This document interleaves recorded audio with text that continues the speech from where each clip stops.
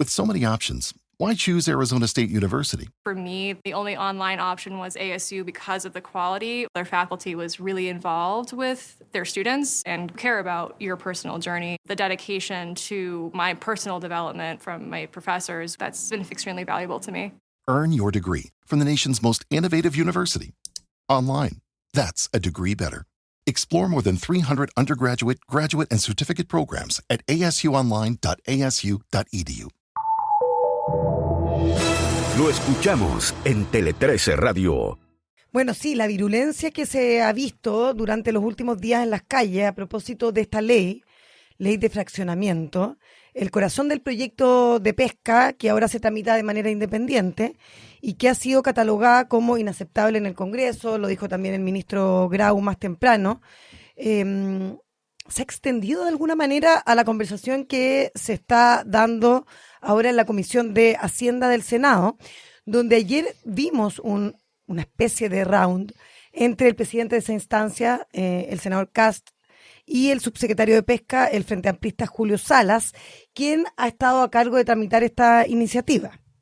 Básicamente porque el subsecretario quiere lo que quieren los artesanales, que se le ponga acelerador a la aprobación de este proyecto, que en todos sus aspectos viene, porque estamos hablando de varias pesquerías, son cerca de 18 pesquerías, 18, sí. que básicamente son distintas especies de pescado. Claro, y una pesquería es una especie. La merluza, por la ejemplo, merluza es una pesquería, porque son realidades muy distintas. El jurel, Otra Claro, cada pesquería. una se comporta de manera Muy distinta, distinta. migra, se reproduce, Exactamente. etcétera. Yo aquí aporto el muy bien. El dato técnico. el dato técnico de la ciencia. Esto es una cuestión colaborativa. Pero total, y es verdad, porque son muy distintos esos actores, están repartidos de distinta manera. Claro, hay muchas especies que migran, por lo tanto, importa o no si tú tienes la cuota en todo el país o la región, etcétera, etcétera. Bueno, los artesanales están ganando, ese mundo está ganando casi en todas partes de Chile y por eso obviamente quieren que este proyecto se tramite de manera expedita. Sin embargo, lo que ocurre en el Congreso es que aún hay una distancia bastante importante entre lo que quiere empujar el Ejecutivo y lo que algunos consideran es positivo para el ecosistema en general de estas 18 pesquerías. El plan ha sufrido hartos cambios en el camino, sobre todo mirando lo que la Cámara aprobó en octubre pasado, cuando despachó un plan que le pegaba un mazazo al mundo industrial en algunas especies en concreto, entre las que se encuentran la anchoveta, la merluza común, la jibia y el jurel, en un nuevo esquema que se supone se va a aplicar hasta el año 2040 y que considera ajustes anuales de acuerdo al desempeño de estos sectores. Ya, voy a centrarme porque esto es muy complejo, muy enredado y además tiene muchos actores distintos. Así es que me voy a centrar en los dos pescados en donde está más entrampada la discusión.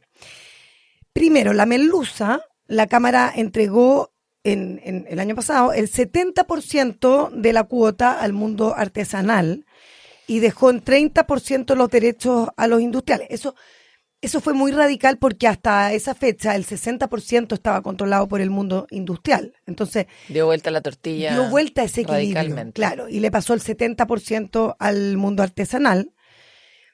Algo que se ha revertido ahora en la conversación en el Senado y está quedando más o menos la ecuación con un 57% a favor de la industria y 43% para los artesanales. O sea, casi lo mismo que antes. Que existía antes y también muy parecido al plan inicial de gobierno en este proyecto y que calza con lo que pudo ver el ministro de Economía, Nicolás Grau, a quien en el sector industrial lo critican por haber sido un total ausente, dicen, en el debate, cuando lo que se discute implica los mayores ajustes regulatorios de los últimos años en el sector. El ministro Grau me decía que sí, que él dejó la conversación en manos de quien él considera es la persona que sabe y que es el subsecretario en este caso, que era un hombre que no tenía una expertise en pesca, tiene una expertise en el ámbito público, ha trabajado en varios gobiernos, pero que me decía el ministro Grau se ha metido de lleno en esta conversación. Ahora, en este parámetro específico en la merluza, me dicen que podría variar la conversación porque además al mundo artesanal le interesa mucho este aspecto. Sobre todo porque digamos que además Yo creo que siempre en esta discusión hay que decir ya, está el industrial, ¿verdad? Y está el artesanal, que uno se imagina como un pescador con una caña, pero el artesanal No, po. es un Claro. personaje que puede facturar varios millones de dólares, o sea, no es un personaje tan menor. O sea, Eh, es un rango, es un espectro. Exacto. claro, Ahí, es claro. desde o sea, Hay botes chiquititos, hay botes medianos y hay botes más grandes. claro, pero el artesanal es un personaje que tiene un voto de más de 18 metros. De ahí hacia arriba, ya hasta un Claro, tope, por supuesto. Pero claro, uno no tiene un artesanal que facture poco. Porque no está involucrado el que pesca con la caña, digamos. O sea, igual tienen tienen cuotas, tienen Igual quien construcciones pesca grandes. con caña. Bueno, hasta altura pesco bien Que poquito. con red, claro. Con, Con no, una con caña redcita. como la pesca de mosca, por ejemplo. Claro. Ahí tienes la red. Mal negocio pescar con caña, sí. No, eso tiene toda la parte lindo de la pesca, ¿verdad? Porque lo devuelve y todo eso. Bueno.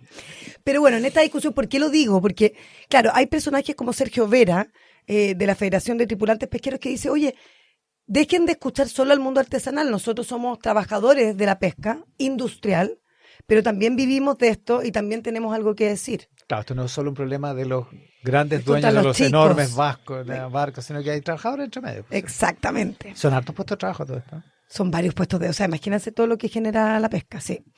Ahora, respecto del jurel, creo que la cosa se complica mucho más y por eso también lo traigo a colación. Primero por la cuota, los artesanales quieren que llegue al 30% a favor de ellos y no al 25% con movilidad como está dispuesto hoy en las indicaciones del Senado. O sea, quieren que vuelva marcha atrás y que se parezca mucho más a lo que salió de la Cámara de Diputados.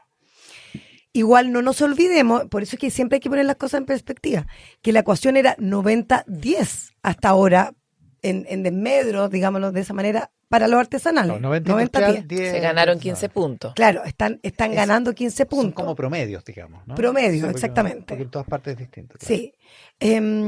Pero, Ahora, el gobierno, perdona, que el gobierno me da la impresión, por lo que acaba de decir el ministro Grau, que respalda todo lo que se hizo en la Cámara de Diputados, incluyendo los cambios al proyecto original, digamos. claro, pero es que lo que pasa es que están yendo marcha atrás ahora en el Senado. En el Senado, sí. Claro. Pero el gobierno...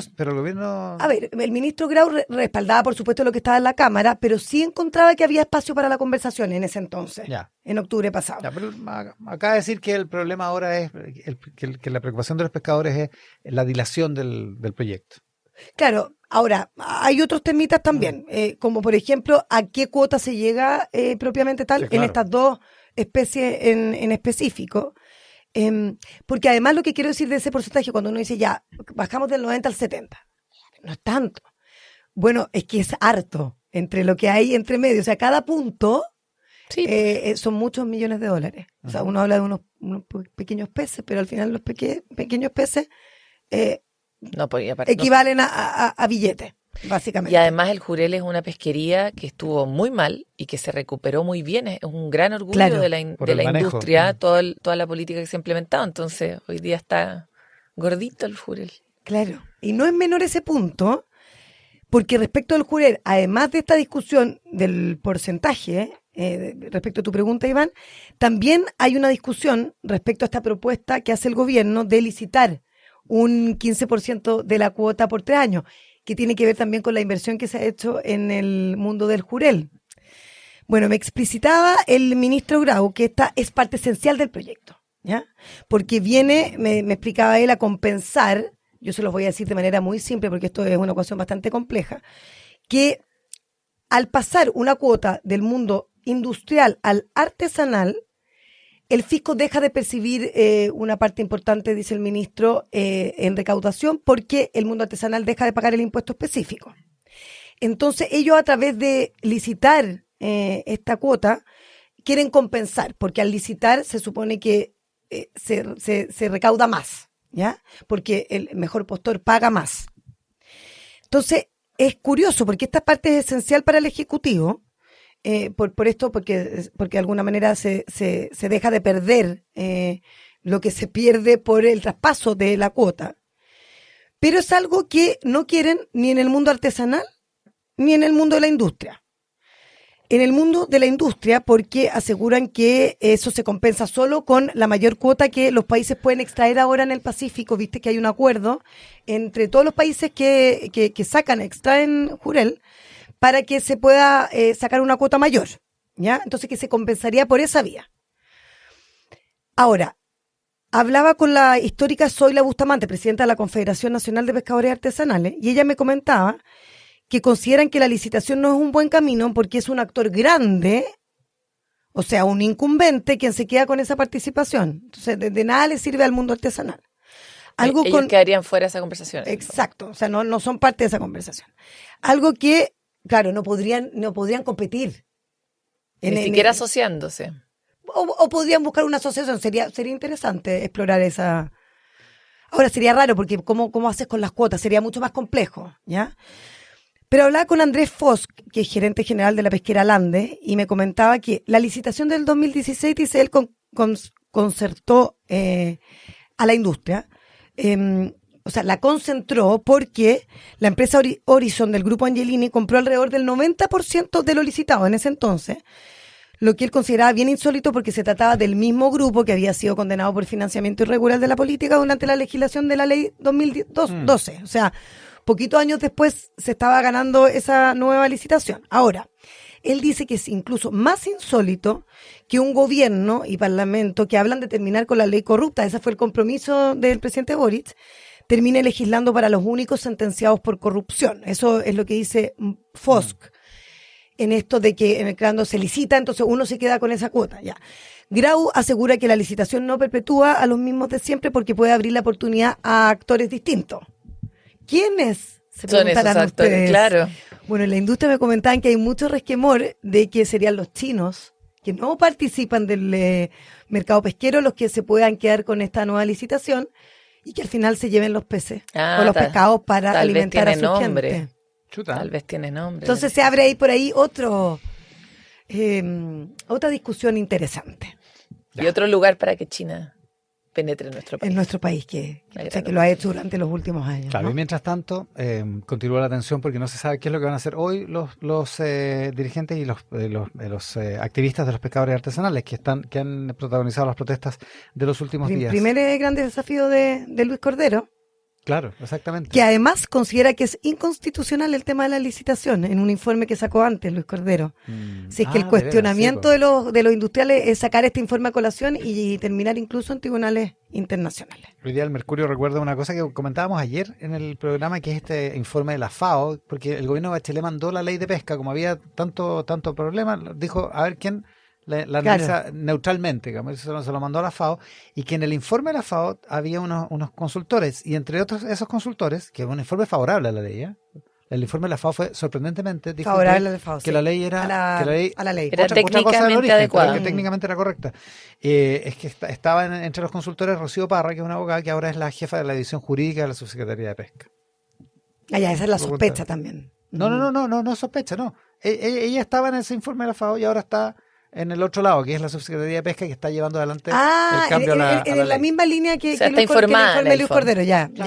Exacto, claro. En la misma línea de que consideran había un cambio de opinión, aparentemente. Claro, que no era constitucional. 8:23. Tele 13 Radio Podcast, lo que tienes que escuchar. www.tele13radio.cl